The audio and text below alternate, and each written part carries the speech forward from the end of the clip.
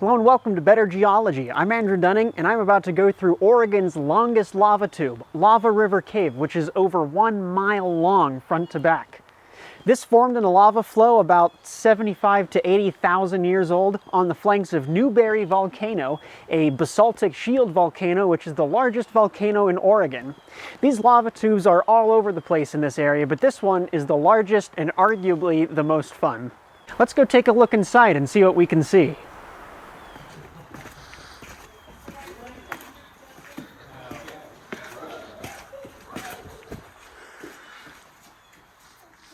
Here in the first few hundred feet of the cave, the floor is covered in what are called breakdown blocks, which are just collapses, pieces that have fallen down from the ceiling. Now, there's not too much danger of any more major collapse like this in this part of the cave, but what's neat is that you can see how they're very thin, which reflects the thin veneer of molten material and lava that covers the insides of these lava tubes.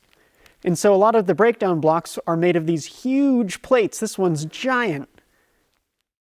There's a really great series of sort of lava ripples dripping down the side here. And all this brown gunk, it's called cave slime, and it's made up mostly of bacteria and dust. And it's actually the main food source for insects that live in these solid rock caves. So these walls were still extremely hot when the lava drained out of the tube here, and because they were so hot, they were still molten and started to run down the walls before eventually cooling and forming this lovely round tube segment. So in this part of the cave, you can see really well exampled the shape of a lava tube. They tend to be sort of roundish like this because the liquid nature of the lava sort of preserves a more or less cylindrical shape at any given moment. But over time, the lava continues to sort of cut down and becomes cooler and stickier with time. So a lot of them end up forming into a keyhole shape, which you can see elsewhere in this cave. But right here, you just get these really nice glazed, smooth sides. We're approaching now what's called a tube-in-tube part of the lava tube. So we have this high ceiling way up there, but also this shelf here. As the lava tube was flowing with molten lava, eventually the lava would sort of cut down into the ground surface a bit and crust over again, so you would get a two-leveled lava tube. We can see some more of that just ahead, but walking on this bottom layer, the middle of the lava tube sort of starts to close in around you. It's really neat. I love it. There's a huge cave up there, but there's no way to get there from the bottom floor, so we have no choice but to duck down and go through the lower tube. Here we go. Nice glazed walls here that the molten lava remelted. And here we got lava sickles.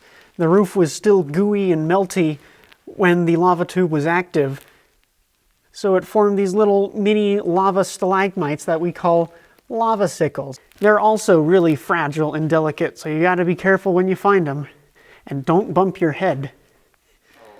So here in this part of the cave, we kind of go through a canyon. We've got the lava rock wall over here, but on this side, it's all sand. It's essentially just basaltic sand grains, the same material that makes up the walls of the cave. And over time, sand and other particulate works its way through the cracks in the ceiling and fills up certain areas of the cave.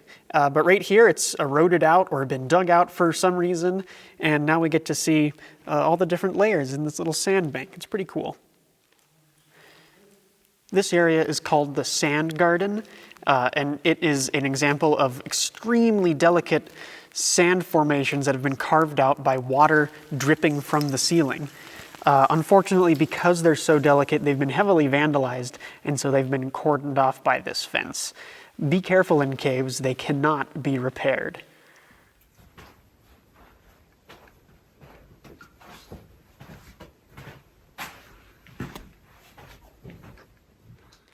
All right, so we're back here at the end of Lava River Cave. We're about a mile from the entrance.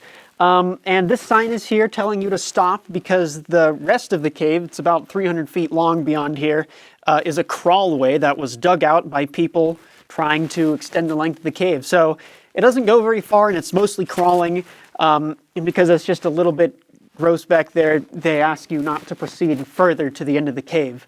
And the cave really only ends because the floor approaches the ceiling.